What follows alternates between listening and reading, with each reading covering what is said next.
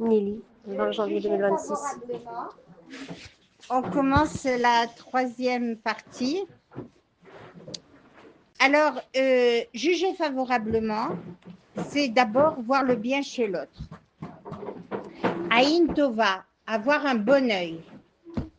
La tendance naturelle de la personne, de la plupart des gens en tout cas, est de remarquer superficiellement les défauts de l'autre et de considérer négativement. Alors, le Rav Eliezer Biderman donne à ce sujet des conseils et des techniques pour réussir malgré tout à accomplir les commandements. Alors, le commandement, tu jugeras ton peuple favorablement. L'homme a été doté de deux yeux. Le droit, c'est pour juger favorablement. Et on s'aide de l'œil droit pour chercher les qualités de la personne et pas non pour chercher ses défauts, sûrement pas. Et le commandement « tu jugeras ton prochain favorablement » nous apprend à nous servir de l'œil droit pour distinguer les qualités, les considérer. L'essentiel sans inverser les choses. Alors, la question, comment peut-on arriver à cela? Alors, il y avait un homme. Alors, vous savez comment ça se déroule. On dit des halachot, on nous dirige comment y arriver. Et après, on se sert évidemment d'histoires, de faits qui se sont produits. Kodem Kol, je dois vous dire à toutes, Chodesh Tov, que chaque jour de ce mois amène Besorot Tovot, Shefa Besorot Tovot, comme les initiales du mois de Shvat. Shefa Besorot Tovot. Et alors, il y avait un homme dont l'horloge s'était arrêtée. Alors, qu'est-ce qu'il a fait? Il a vite retiré les aiguilles et les a amenées chez l'horloger. Alors, l'horloger, bravo Sylvie, elle a vite capté. Elle a vite capté. Alors, l'horloger il demande à son client où est l'horloge. Il dit non, l'horloge, elle va très bien. C'est les aiguilles qui n'avancent pas. Alors, il dit mais est-ce que tu as remonté le ressort? Vous savez, il y avait à l'époque, c'est les réveils qu'on peut se servir le Shabbat d'ailleurs. Hein, parce que, voilà, non pas Shabbat, Yom Tov. Yom Tov. Et donc, alors il lui a dit, mais c'est les aiguilles qui ont un problème, c'est pas l'horloge, l'horloge est très bien. Alors il lui a dit, tu es un idiot, comment, si tu es un sot, pardon, si tu remontes pas le ressort, les aiguilles ne peuvent pas avancer. Alors nous, on doit aussi agir avec Rochma. Il y a plusieurs situations dans la vie et avant de juger vite, il faut d'abord dire Kavsrut. Juger favorablement d'abord. Évidemment, si c'est pas, ça ne touche pas vos intérêts. Mais donner la possibilité du doute à la personne. Alors, on y vient. Alors,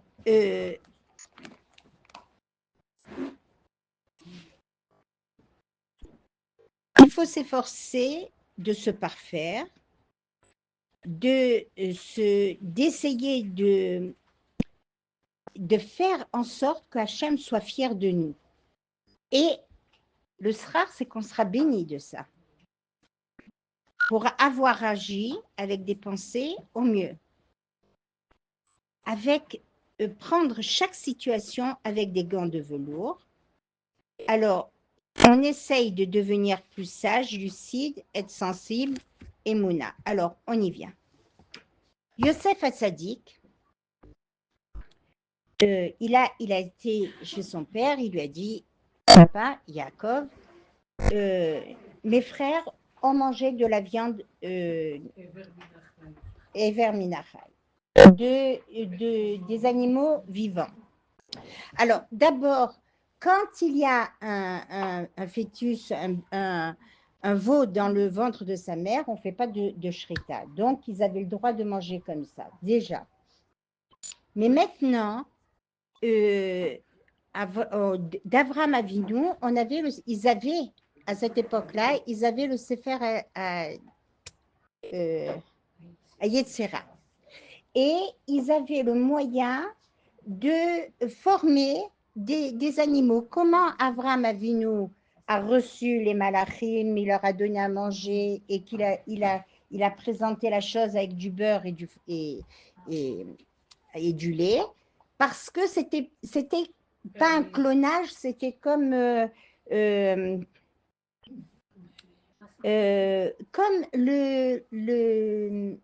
Maral de Prague. C'était comme un golem, comme un golem. C'est-à-dire, il n'y a pas de neshama.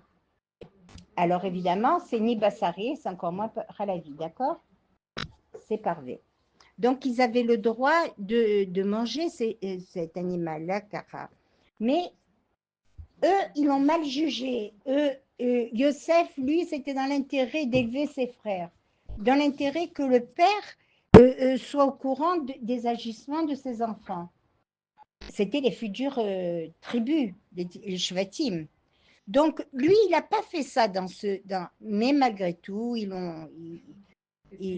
a été puni parce qu'il a dit. Maintenant, la 5e bougie de Hanouka, on a vu qu'on prie la 5e bougie de Hanouka pour voir le bien chez autrui. C'est la 5e bougie de Hanouka. Juger autrui favorablement, cette mitzvah enjoint également à chaque juif de juger à une tova. Alors, lorsqu'il voit, alors regardez, un jour, il y a un Mélamed, un Moré, un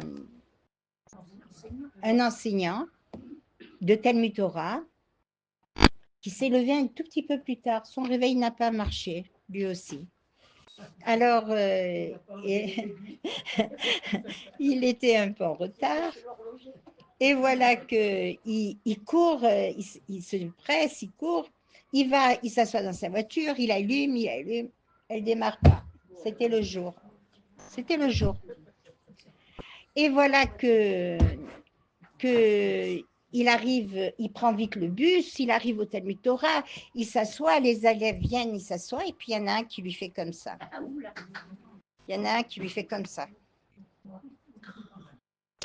Il lui dit, tu n'as pas honte? Tu veux t'arrêter? Et il se met en colère après lui. Alors, qu'est-ce que vous pensez de ça? L'enfant était khatsouf. Vous auriez dû lui montrer autre chose, à mon avis. Ah, voilà. Kafsrout. Quel kafsrout on peut trouver ici?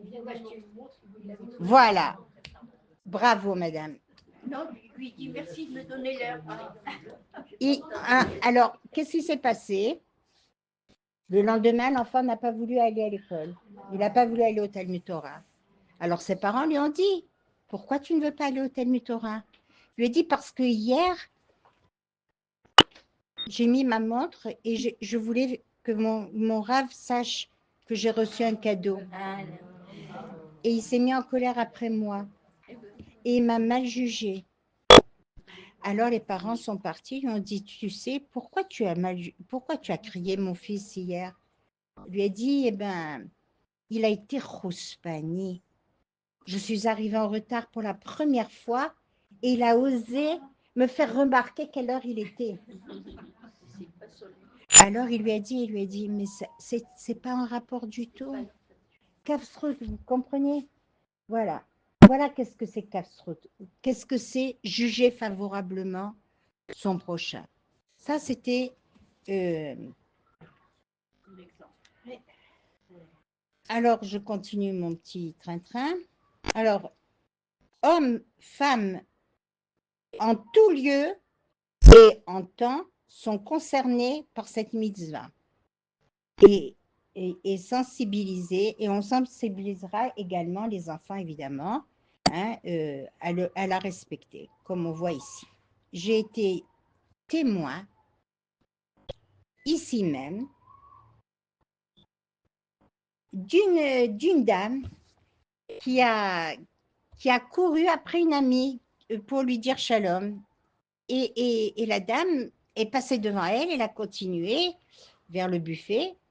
J'étais devant elle, et puis elle lui a tapé sur l'épaule, comme je vous dis. Elle a couru derrière elle, elle lui a tapé sur l'épaule, et la dame n'a pas réagi. Alors, ça m'a fait de la peine. J'ai dit, mon Dieu, elle est si chaude, cette dame. Et pourquoi l'autre ne lui répond pas gentiment? Eh bien, sachez que la personne, son amie, qu'elle courait derrière elle, était tellement concentrée et au visage de la personne, la dame qui a couru derrière son amie, je suis en train de vous parler, mais d'après son visage, je vois qu'elle elle se souvient pas que c'est elle. Eh bien, sincèrement, elle était tellement dans ses pensées, elle n'a pas fait attention. Nous, qu'est-ce qu'on aurait jugé? Qu'est-ce qu'elle a avec moi aujourd'hui? Franchement, qu'est-ce que vous auriez jugé? Qu'est-ce qu'elle a avec moi aujourd'hui? Qu'est-ce que je lui ai fait? Nahon? Eh bien, elle était perdue dans ses pensées, elle s'en est pas aperçue.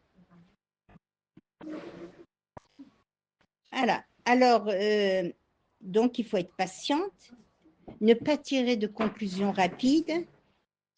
Et alors, on n'a pas besoin de comprendre les gens ou de les réagir ou de les juger vite fait. Il faut attendre de voir toute la tmouna, comme on dit, toute la photo, toute la situation pour après se permettre de juger. Alors,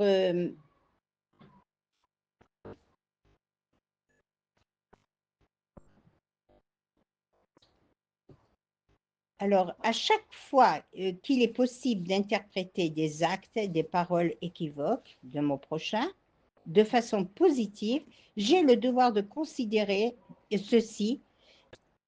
Ceci concerne le respect aussi bien des mitzvot de la Torah, hein, vis-à-vis d'Akadosh Baruch Hu, Shabbat, Kashrut, comme par exemple Ken, Bidjouk, respecter son prochain. À chaque fois qu'il est possible d'interpréter des actes et des paroles, donc on doit aussi, c'est aussi interdit, le vol, la médisance, etc. Alors, maintenant, si moi, je suis dehors et que je vois à la caisse d'un restaurant cachère une personne à la caisse, je ne dois pas la juger. C'est pas qu'elle s'est installée, qu'elle a mangé non cachère. Ou alors peut-être qu'elle ne savait pas que ce n'était pas cachère. Mais peut-être qu'elle faisait un échange de monnaie, peut-être qu'elle est rentrée aux toilettes. Voilà, on ne doit pas se précipiter et juger mal.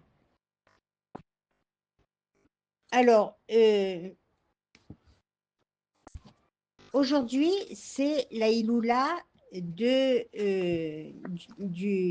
Rabbi Zouchia de Tripoli. C'est à la fin fond de l'Ukraine. C'est un endroit très éloigné où il se trouve, où il n'est même pas trop visité. Et c'est un personnage qui est très touchant. On s'attache beaucoup à Rabbi Zouchia, qui est le frère de Rabbi Elimelech Linsens. Alors, on dit que ce sont des géants en Torah, les deux, hein, les frères. Alors, évidemment, il y a plein d'histoires, mais il y en a une qui nous concerne aujourd'hui. Rabbi Zouchia devait marier sa fille. Et il a été voir son rave, qui était le Magui de Mezrich. Merci. Venez plus près de moi. Le Magui de Mezrich. Et il lui a dit, voilà, je dois marier ma fille, j'ai pas d'argent. Alors, il lui a donné 400 roubles. Maintenant, il reprend le chemin du départ Et vous savez, c'était dangereux de voyager la nuit, les voleurs et tout le reste. Donc, il s'est arrêté dans une auberge. Et puis, il voit qu'il y a du remue-ménage, il y a des pleurs et des cris. Alors, il s'intéresse, il demande, il dit, qu'est-ce qui se passe? Il lui dit, voilà, cette fille là-bas, elle pleure parce qu'elle devait se marier ce soir et la dot a disparu. Ah bon? Et combien c'est la dot? Elle dit 400 roubles. Alors il lui a dit, 400 roubles? Ah bon? Mais moi je les ai trouvés les 400 roubles. Ah bon, tu les as trouvés? Mon Dieu! Ah, tu as fait Shabbat Aveda, tu es génial! Il leur a amené l'argent et le mariage a eu lieu, etc. Il leur a dit, attendez. Moi je veux une commission. Qu'est-ce que tu fais, Esther? Tu fais l'amour. Qu'est-ce que vous pensez de ça? Hein? C'est étonnant. Ah, pourquoi? Oui, parce qu'il a fait Shabbat Aveda, donc c'est curieux qu'il demande une... C'est curieux. Alors, qu'est-ce qu'on fait? Eh bien, ils l'ont pris, ils l'ont amené au Bedin. Ils l'ont amené au Bedin. Qu'est-ce qu'il a dit, le Bedin? Non, il a donné l'argent. Il a donné, mais il réclame une commission, un arrose. Il perd sa mitzvah. Alors, qu'est-ce qu'il va dire, le Bedin? Le Bedin va lui dire, non, tu ne dois pas avoir une commission. Alors, qu'est-ce qu'il a fait? Il est reparti vers le Magui de Mezrich. Le Magui de Mezrich, dès qu'il a vu, regardez la Chorma. Il lui a dit, tu as fait une mitzvah, tu as fait Shabbat Aveda. Et c'est pas vrai, c'est pas Shabbat Aveda. Non, c'était son cœur, il a donné de son cœur. Il a fait de son cœur. Donc, il n'a pas avoué que c'était à lui. Il lui a dit, alors c'est quand quelqu'un perd quelque chose, quelle que soit la chose, et que tu la trouves et que tu lui rends. Shabbat Aveda. À Shabbat Aveda. Non, c'est pas vrai. Non, il était brillant. Il était brillant. Le Rav Zoucha, je vous ai dit tout à l'heure, avant de commencer, je vous ai dit, c'est un personnage très attachant. Très attachant. Alors, vous savez, il est parti, alors le Magui de Mezrich lui a dit, tu as donné la somme. Kol hakavod, grâce à toi, le mariage a eu lieu. Mais pourquoi tu demandes un rose, une commission? Il a lui aussi, il a tapé à Marie. Madame, venez à côté de moi. Alors, voilà, je voulais la faire plus vite, mais elle a raison. Ils l'ont crié, ils l'ont humilié, ils l'ont donné des coups, ils l'ont traité de tout. Ça ne suffit pas qu'il n'a pas divulgué la vérité. Alors, il a dit au Rav, à son Rav de Mezrich, il lui a dit, écoute, quand j'ai donné les 400 roubles, j'ai senti une gava me monter. Et il fallait qu'on me fasse honte pour que...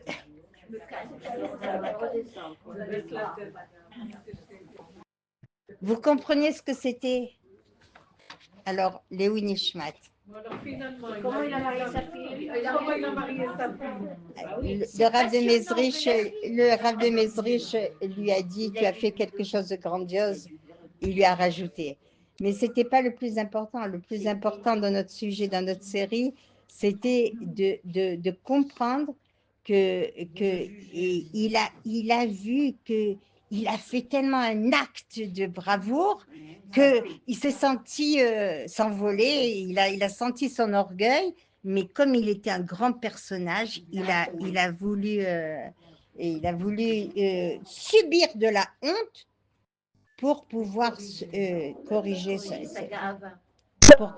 ses qualités. Alors, on doit voir combien nous, on doit corriger nos qualités.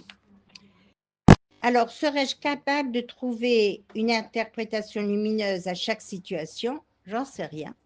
Bon, celle qui arrive, bravo. Moi, j'essaye, hein, je vous dis la vérité. Même avant la série, on m'appelle à la maison Capsroute. Bon, j'essaye. Non, c'est vrai, il y a souvent des litiges avec les voisins et tout. Il faut être très patient dans ce domaine-là. Et je ne veux pas que tu sois déçu de moi. On nous a demandé de dire un petit mot sur le drame qui s'est produit hier dans la crèche. Et je ne peux pas m'exprimer parce que c'est dramatique. J'ai pleuré quand j'ai su que deux bébés sont partis. Deux bébés sont partis.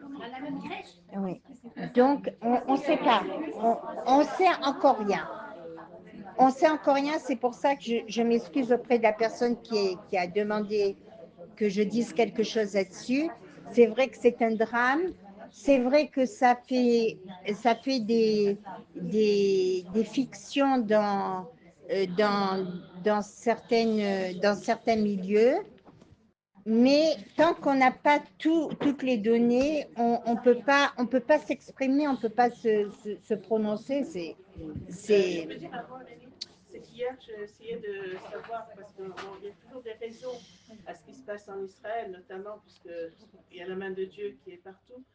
Et j'essayais de voir dans mon livre de Shmirat Halashon ce que je pouvais trouver, parce que le Chafetz Chaim, en fait, nous a donné toutes les clés pour vivre ensemble.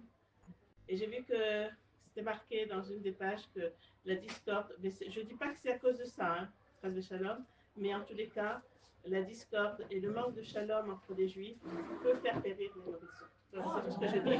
Maintenant, je ne dis pas que c'est à cause de ça, hein, encore une fois. C'est ce que j'ai vu dans le livre de Shmirat Halashon. C'est sûr, si on entend que les juifs, on doit avoir des engagements, c'est pas une décret de la Chine.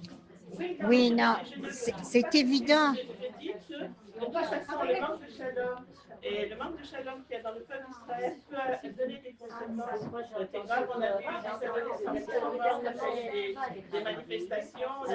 Alors qu'on ne soit pas d'accord entre nous, parce qu'il y a l'armée, pas l'armée, etc. On doit trouver quelque chose qui nous réunit et que chacun doit essayer de trouver en l'autre la réponse et ne pas se cantonner à être dans sa position. Et justement, ça rejoint le Castro, c'est-à-dire que et les Haredim et les laïcs doivent trouver ensemble une solution. Et c'est ce que nous disons qu'on fait Sahim. La seule chose que l'on peut ajouter là-dessus, c'est d'essayer de juger son prochain favorablement. Et tout comme nous, on juge, c'est un commandement, c'est écrit. Tout comme nous, on juge, on sera jugé.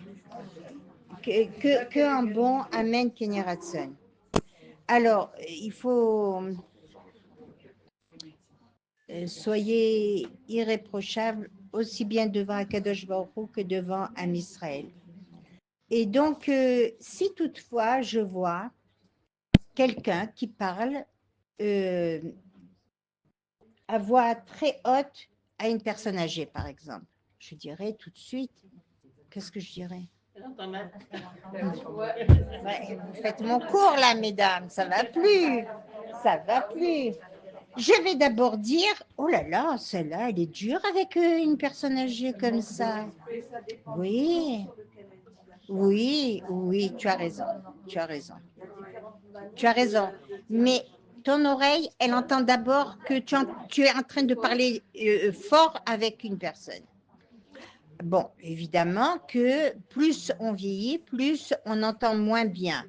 Et donc, c'est vrai que des fois, il faut parler plus fort. Donc, on revient à dire qu'il faut juger favorablement son prochain. Oui, elle peut avoir une défaillance. Non. Alors, après un repas de viande, je prends un Nescafé. Alors, il est évident que c'est choquant. Comment quelqu'un peut prendre un Nescafé après? Alors, pour éviter tout dibourg, je prends toute déformation. Je prends le baril de lait, de lait soja, évidemment. Évidemment, je n'ai pas le droit de prendre un Nescafé et je le mets sur la table. Et après ça, je peux prendre, parce que juger vite, on peut très vite juger. Maritime, on peut très vite juger. Alors, le Chafetz Chaim, il dit la façon dont on se conduit envers les autres détermine la façon dont Hachem agit envers nous. Vous voyez combien ça nous demande à réflexion avant de s'empresser de juger aussi vite. Alors, un jour, le Rav Avraham Ben Ezra est arrivé chez Rambam. Il voulait parler de sujets de Torah. Tout de suite, Rambam l'a pris, il a enfermé, séquestration, et il lui donnait du pain et de l'eau pendant une semaine. Maintenant, quelle est la réaction de Avraham Ben Ezra? Alors, mesdames? Non, il faut qu'il soit calife pour comprendre se détacher du matériel pour pouvoir. Non, il pleure parce qu'il avait un problème dans les yeux. Non, mais alors, je vais avoir, il faut me mettre plusieurs chaises à côté de moi. Hein. Alors, la résultante de ça, c'est que il a pleuré toutes les larmes de son corps parce qu'il a dit comment je suis venue parler avec Rambam de sujets de Torah, mais qu'est-ce que je lui ai fait? Une semaine, il a enfermé et il n'a pas fait sortir. Quand il a sorti, il a bien installé, il a réconforté avec des boissons chaudes, il ne savait plus quoi lui apporter, il lui a donné un bain de pied, il a coiffé, il lui a montré toutes sortes de ahava, et il lui a dit, mais je t'en prie, dis-moi pourquoi, je suis dans une souffrance. Il lui a dit oui. Dès que tu es rentré chez moi, j'ai vu que tu avais une grave maladie dans les yeux. Et la seule chose qui pouvait te guérir, c'est que ces vers qu'il y avait dans les yeux sortent. Viens voir. Il a amené, il a dit non, je ne veux pas retourner dans cette pièce. Il lui a dit regarde la cuvette dans laquelle tu as rempli de tes larmes. Regarde combien de vers sont en train de flotter. Comprenez?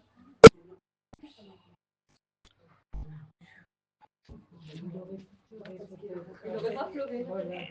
Il a vraiment pleuré. Il faut être à ce niveau, mais... Et regardez, mesdames, Chas v'shalom chalila, d'être makpid, d'en vouloir aux gens. Dès le moment où quelqu'un vous fait une crasse ou que vous voyez quelque chose qui est déformé, accordez le bénéfice du doute. Essayez d'abord. Vous savez, dans les ménages, si votre mari il vous dit quelque chose et que vous répliquez et que lui réplique, et ça peut durer longtemps cette histoire. Hein, le feu, il peut monter. Nahon. Si la femme, hein, on est entre femmes, si la femme, elle se tait, elle laisse passer. Oui, l'orage, bidjouk, bémet kacha l'orage. Eh bien, Bezrat Hashem, après, le langage se fait beaucoup mieux. Et je ne vous dis pas des choses comme ça, je vous dis des choses que j'expérimente. OK? Alors, un Shabbat, alors que la communauté priait Shararit, un homme respectable est rentré dans le Beth Knesset, et il a demandé à parler au trésorier. Alors, il y en a déjà 2 que je veux qu'ils se taisent. Hein.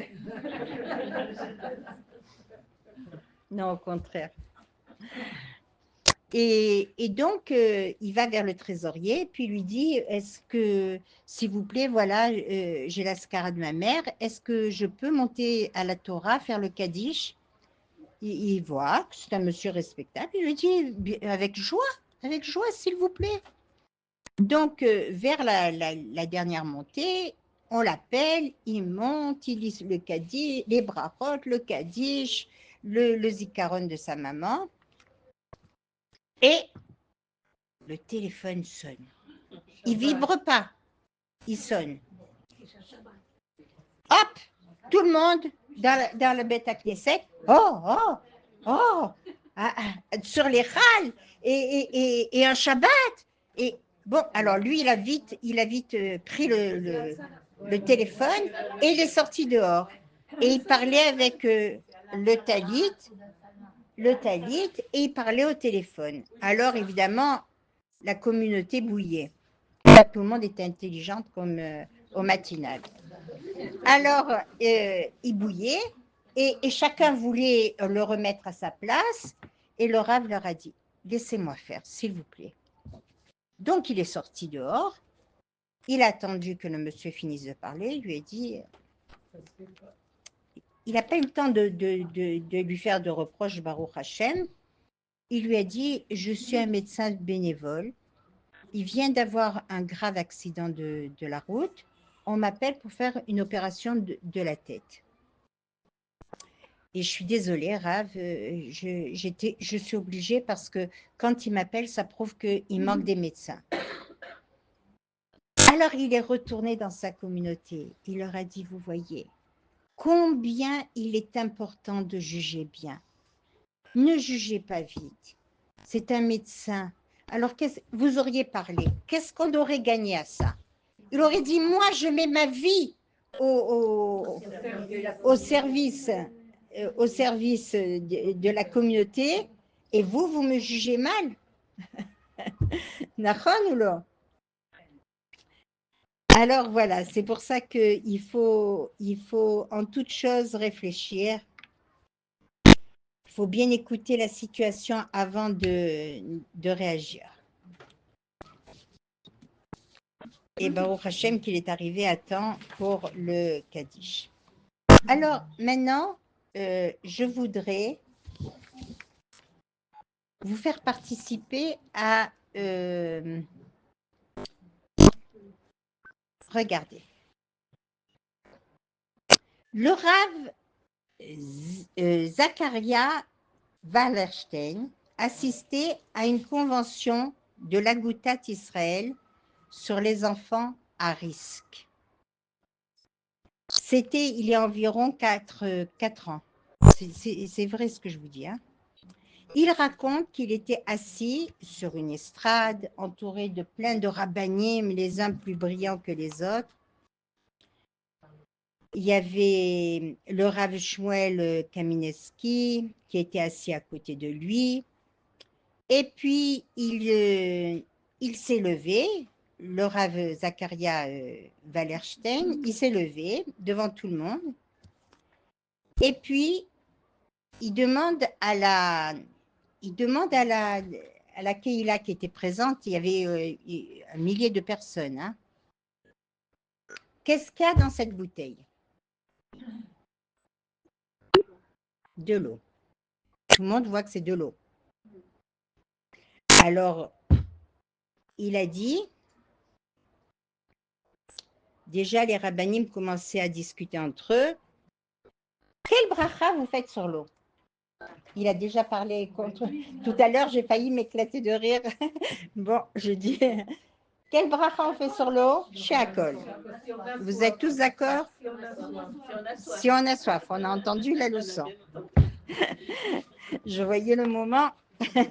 Bon, alors, écoutez, hein. Alors, il s'est levé devant tout le monde, il a demandé quel bracha vous faites là-dessus, il montre la bouteille, il attend les réponses, J'espère que vous le savez tous. Tout le monde le savait. Nahon, vous avez même ri. Alors, quelqu'un ici, c'est quel bracha on fait? Tu as dit Sheakol. Très bien. Rabbi Rosen, un peu excédé, c'était une conférence sur les enfants à risque. Alors, il lui dit, sur la convention d'Agutat Israël, hein, alors il dit, Rabbi, vous allez donner un cours sur Sheakol? J'ai pas compris. Qu'est-ce que vous faites là? Alors, il le regarde, il lui dit, bah, il y a un problème aujourd'hui. Qu'est-ce qu'il a, ce Rav, aujourd'hui? Et les gens commençaient à parler comme ça. Alors, alors il pose une question.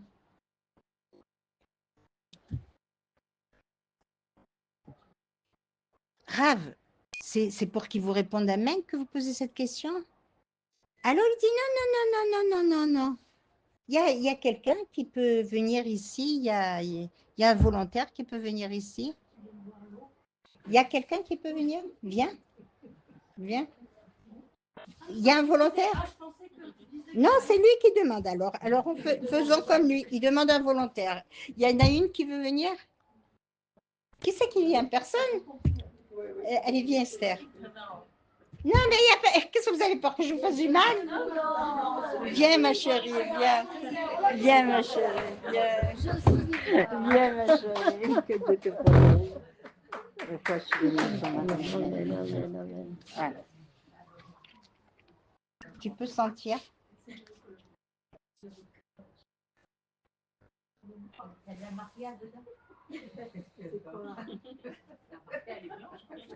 J'ai besoin de quelqu'un d'autre. Viens. Elle va te dire. Oui, il y a du vinaigre. Alcool. Elle a dit que c'est du vinaigre. Qui devient alcool, vin, du vin blanc. Elle a dit que c'est du vinaigre. C'est du vin blanc. C'est du vinaigre. C'est du vinaigre. J'ai mis du vinaigre. Non, c'est pas d'eau. J'ai mis que du vinaigre. Si j'avais mis du vinaigre dans l'eau, elle n'aurait pas senti. Déjà là, elle n'a pas senti. Déjà, oui, mais non. Alors, regardez. J'ai mis du vinaigre. Sur le vinaigre, on ne fait pas shiakol. On ne fait pas de bracha. Donc, il a réussi à éloigner toute la salle. 1000 personnes ont dit shiakol parce que c'est une bouteille d'eau. Alors il demande, s'il vous plaît, ne vous basez pas sur l'apparence, sur l'étiquette, sur l'apparence. Ne vous fixez pas sur l'étiquette. Oui, c'est de l'eau. Mais... Un cas sur 1000, c'est pas... Non, il était dans un congrès pour enfants sur risque. Il ne voulait pas qu'on condamne tous les enfants à risque. Il voulait les sauver. Et pour les sauver, il leur demande, comme je vous ai tous dupé en vous faisant croire que c'était de l'eau, alors que c'est du vinaigre, eh bien, il n'y a pas de shiakol. Et alors, merci ma chérie. Je voulais continuer, voilà. D'abord, S'il je te m'excuse quand je sortais à deux, Non, trois non, j'ai reprises, compris. c'était pour mon mari. Oui, j'ai Et là, compris. je voulais compléter la mitzvah, l'Eilou Nishmat Eliyahu Ben Beya, faire à la mihya. Vas-y. ברוך אתה אדוני אלוהינו מלך העולם על המחיה ועל הכלכלה ועל תנובת השדה ועל ארץ חמדה טובה וחווה שרצית והנחלת לאבותינו לאכול מפריה ולשבוע מטובה. רחמנה אדוני אלוהינו עלינו ועל ישראל עמך ועל ירושלים עירך ועל הר ציון משכן כבודך ועל מזבחך ועל היכלך. ובני ירושלים עיר הקודש במהרה בימינו והעלינו לתוכה ושמחנו בבניינה ונברכך עליה בקדושה וטהרה כי אתה טוב ומטיב לכל ונודה לך אדוני אלוהינו על הארץ ועל המחיה ועל הכלכלה ברוך אתה אדוני على הארץ ועל המחיה. Amen. ברוך אתה אדוני אלוהינו מלך העולם, בורא נפשות רבות וחסרונן, על כל מה שבראת להחיות בהם נפש כל חי, ברוך חי העולמים. Amen. Merci beaucoup. On devrait le faire plus souvent pour être sûr que tout le monde le fasse. Alors, on va juste finir par récapituler ce qu'on a vu aujourd'hui, se focaliser sur le bien, se focaliser sur le positif, apprendre à voir le bien chez Aïn Tova, le bien chez chacun, changer notre façon de penser, essayer en tout cas, et on sera béni de l'effort dispensé, mieux, bien interprété avec des gants de velours toujours, devenir plus sage, plus lucide, plus sensible, avoir un bon regard, la émouna, faire évidemment avec la tfila, kafsrout, accorder le bénéfice du doute, ne pas blâmer, avec être bienveillant, réfléchir avant de parler, de réagir, ne pas juger rapidement à l'apparence, la manière de s'habiller ou ne pas mettre d'étiquette. Commandement, tu jugeras ton peuple favorablement. Parfaire, développer nos midotes en étant en accord avec le bénéfice du tout. Extirper tout soupçon infondé, voir le point positif, aider, ça aide dans la vie, ne pas se fier aux apparences, à Intova, Tamid, revenir là-dessus, se libérer de notre étroitesse d'esprit, le travail pendant les Shovavim, on est dans les Shovavim, c'est ce travail on doit améliorer nos midotes. On est en plein dedans depuis Shemot, et pendant cette période de 6 semaines, développer l'amour du prochain, c'est le thème des Shovavim, les aspects positifs chez chacun. Vous savez, le Rav Kalinsky, il était tout petit, il disait, si vous voyez un chapeau qui bouge tout seul dans les braques, eh ben, c'est moi qui suis dessous. Et il disait, ne regardez que la moitié du verre. Ses élèves lui ont demandé arabe parce qu'il était toujours des simcha, mais il avait vraiment des Galinsky. Et, Yaakov. et malgré toutes ces missionnautes, il était toujours des simcha. Et ses élèves ils lui ont dit arabe, c'est pas possible, comment vous pouvez rester des simcha et être tout le temps comme ça alors que Bémet, il a dit c'est parce que je suis petit, alors je vois que la moitié. Il ne voyait que la moitié du verre plein. Oui. Comment s'appelle Béa. Oui. Alors elle avait montré un verre comme ça à moitié plein. Et elle a dit. De vinaigre. Et elle a dit en fait il faut mettre la main dessus.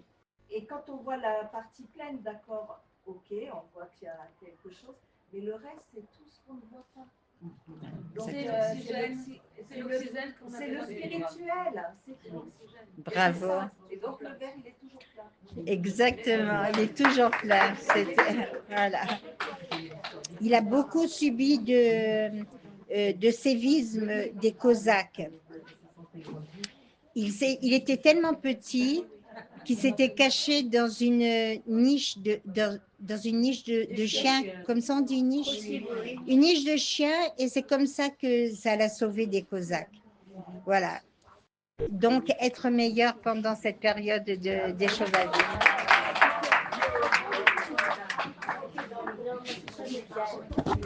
Excusez-moi. Vous savez ce qui aurait été bien, c'est de faire une photocopie de cette feuille que vous avez vue.